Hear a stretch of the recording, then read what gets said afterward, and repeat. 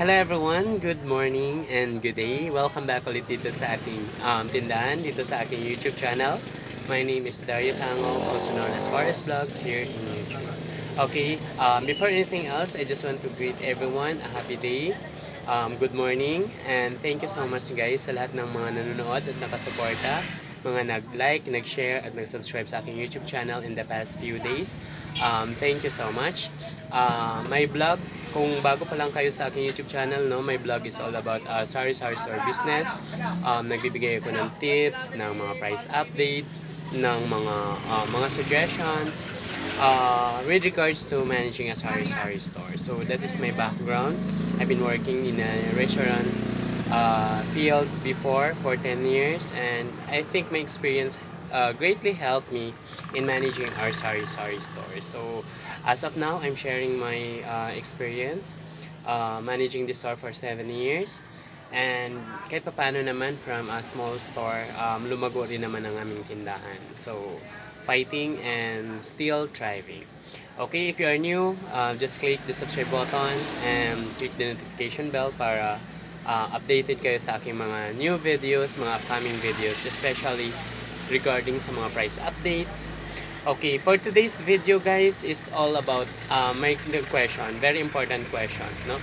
This is somewhat related to paano magpalago ng negosyo or ng sari-sari store. Okay, our topic for today is one of the secrets talaga, no? Pagdating sa pagpapalago ng negosyo, and it's called compounding. Okay, narinig nyo na ba ang salitang compounding?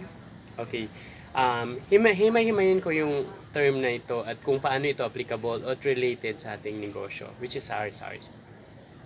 Okay guys, pag nangutang ka ng pera sa bangko, meron silang tinatawag na interest, right? Okay, yun yung parang pinapataw na tubo sa inutang natin. Okay, sa ibang scenario guys, ang ginagamit nilang computation is tinatawag nating compound interest method. Pag sinabi natin compound interest method, yung principal, manganganak siya ng interest, tapos hanggat hindi mo siya nababayaran, yung interest niya manganganak ulit ng another interest. And so on and so forth. So ibig sabihin, ito yung nanay, may anak siya, nanganak ulit, may apo na siya. Tapos yung apo, nanganak ulit, may apo na siya sa tukod. So, yun yung pagko-compound. Okay? Nag-gets yun na po?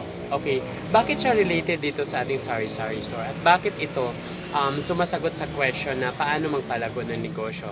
Second question is, bakit ako hindi naglalabas ng pera out of our store na ginagamit ko sa ibang bagay? Okay? Ito rin yung sagot kung bakit hindi ako nagpapatulog ng pera or nagtatago ng pera ng matagal sa drawer na hindi ginagamit. Bakit? Because of compounding. Ang compounding kasi guys is sikreto upang lumago yung negosyo. Okay? Bakit ko hindi tinatanggal yung capital ng umikot dito sa store? Because I need to compound it. Bakit lumago yung sari-sari store namin? Because I compounded. I practice what is compounding. Okay, namili ako ganitong item. For example, namili ako nitong item na to. Okay? Kumita ako ng 5 pesos. 60 pesos, nagiging 65, tama. Yung 65 pesos, binili ko ulit na isang item. Okay? Kumita ulit siya. So, ganun po yung tinatawag natin compounding. Okay? So, yun po yun guys, kung bakit napapalago yung isang isang negosyo. It's because of compounding. No? So, yung benta mo, pinaikot mo, okay? Kumita ka ulit. Yung kita, no, na idadagdag sa kapital mo, okay? Kumita ka ulit, pinamili mo ulit, kumita ka ulit, and so on and so forth. Unti-unti mo nakukumpleto yung tindahan mo.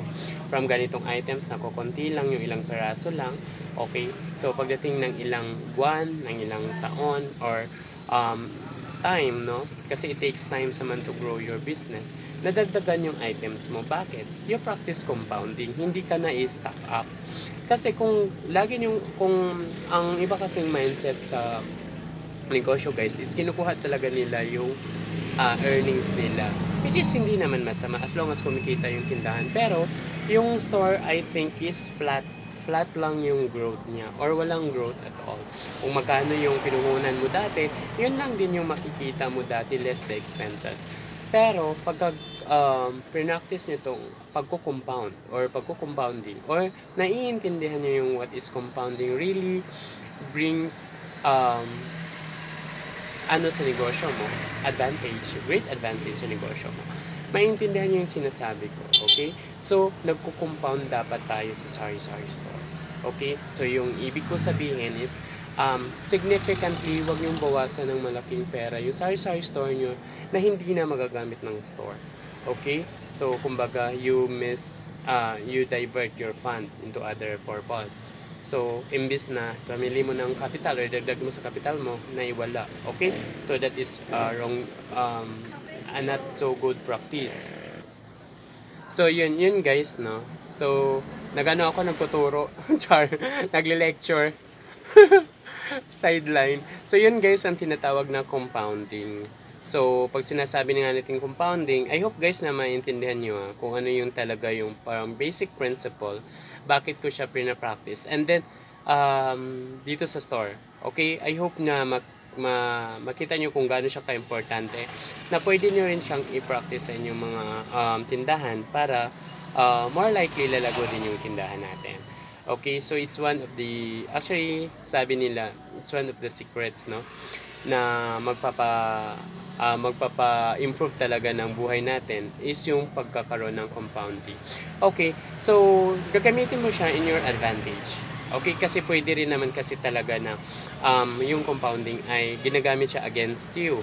For example, yung nangutang ka, tapos hindi mo alam paano i-manage yung utang mo, nagko-compound din yung utang mo. Kumbaga, nanganak yung utang mo, it is against you. Okay? So, compounding ay nagagamit against sa'yo. So, dapat tayo nagmamanage ng sari-sari store or ng negosyo. Dapat yung compounding ay nagagamit pabor sa atin. Okay? So, yun guys, no? So, I hope na itong video na to ay nakatulong. Pinaliwanag ko ito as the most simplest terms na pwede nating maintindihan as a sari-sari store owner. Okay, nagbigay din ako ng konting example. So, ito yung reason, ito yung sagot na bakit hindi ka nag-iipon ng tulog ng pera or nagpapatulog ng pera. Kasi, yun nga guys, ibig sa pagpapatulog, yung pera na sa drawer, actually, hindi yun kikita or hindi yun tutubo. Pero yung pera na pinaikot-ikot mo sa tindahan, the more na pinaikot mo ito, the more nakikita siya. The more nakikita ka, the more nalalago yung inyong business, which is your sari-sari store. So yun nga guys, no? So yun po yung lesson natin for today. It is called compounding. It is really helpful na maintindihan nyo at may apply nyo rin sa inyong sari-sari store para yung inyong tindahan ay lumago din. Ito yung sagot sa ating mga katanungan na matagal na lang tinatanong, paano ba magpalago ng isang tindahan? Okay? Apply, understand, compounding. Okay? Thank you so much, and until next time, thank you so much for all your support. Maraming salamat.